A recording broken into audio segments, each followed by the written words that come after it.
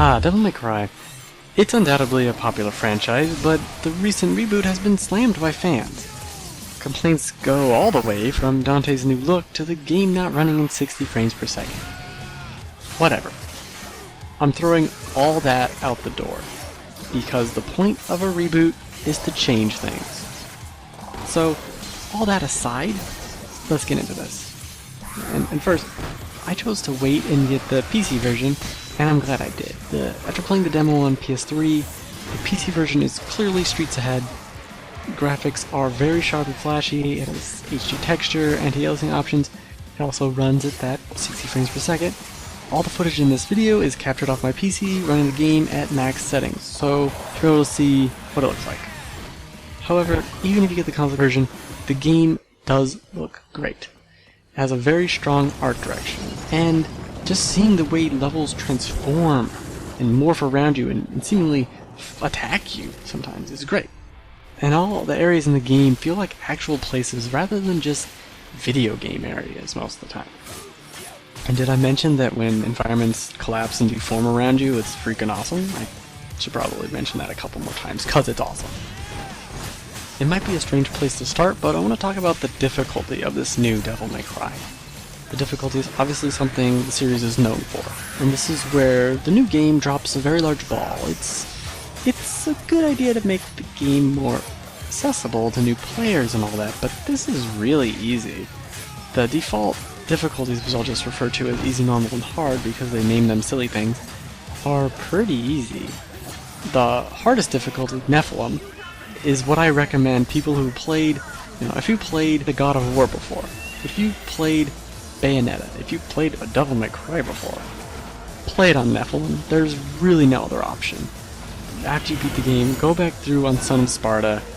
That felt very classic Devil May Cry to me. It felt very good. And that's unfortunate because it's not even the main difficulty of the game. And it has to do with enemy waves that are exclusive to the harder difficulty modes. It's not like there's new enemies, it's just different enemy combinations that actually force you to dodge, force you to do more things, and just knowing how to play the game. That was a lot of fun. So naturally the big section of this game is the combat.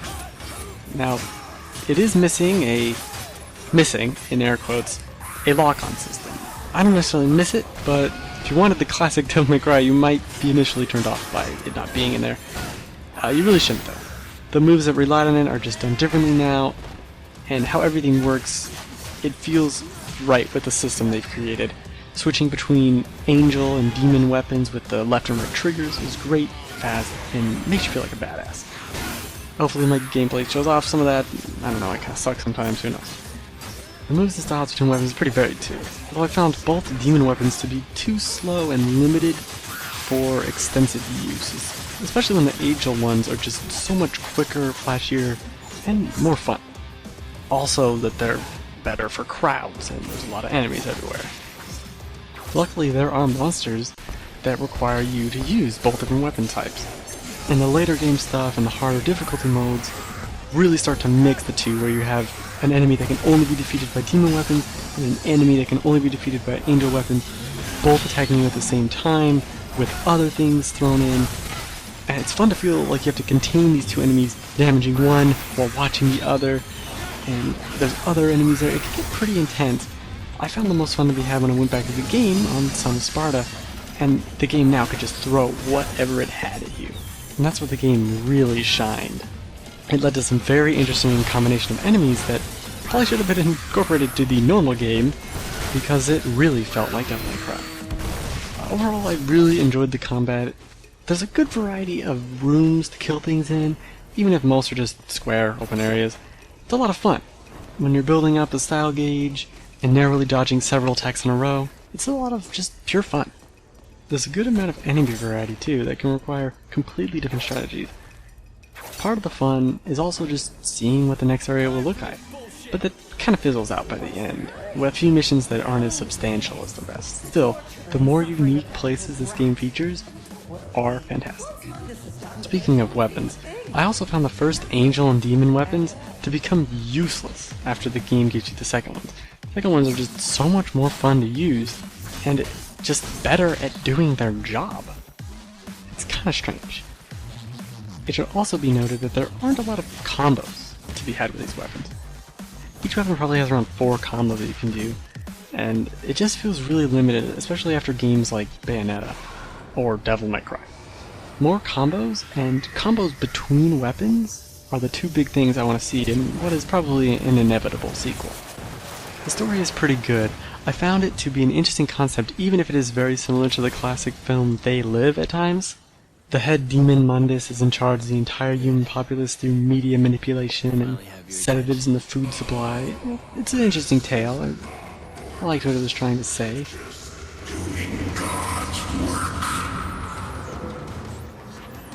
Hey Bob, put a spin on this.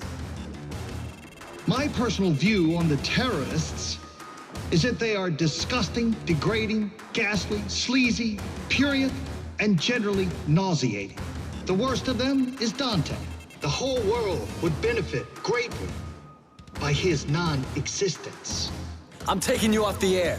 You think so? I wouldn't bet on it, you little shit. However, I found that it is strangely written at times, and it mostly comes down to Dante's quips. They're hit or miss, mostly miss.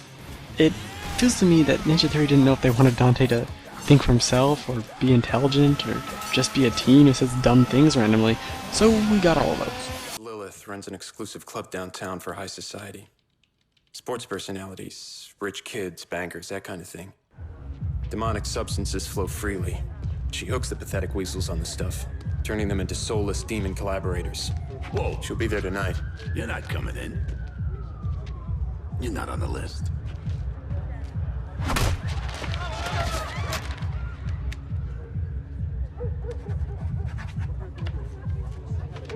I am now.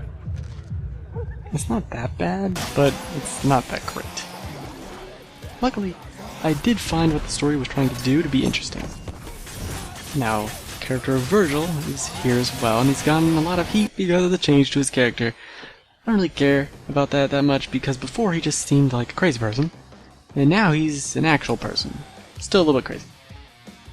However, and I'm going to dance my way around spoilers here, there's plenty of opportunities for Virgil to be a badass, but he never is until it's too late, and by then it makes no sense for him to be a badass.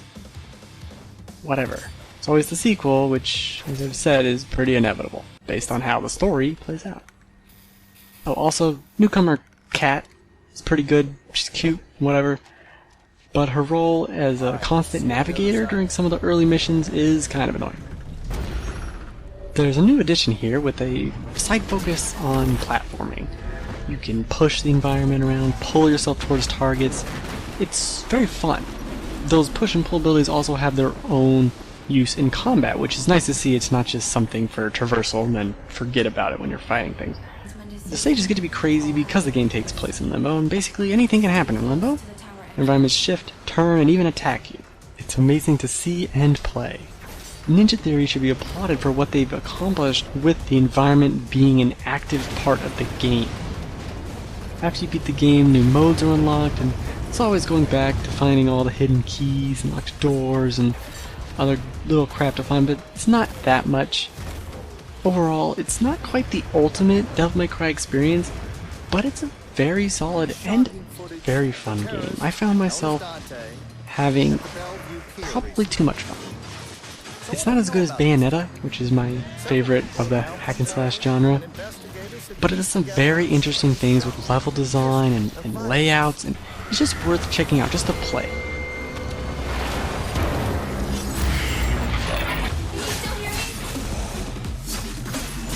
Yeah, I hear you. Plus, the combat was just plain fun. I mean, different from Devil May Cry or no, it was a lot of fun.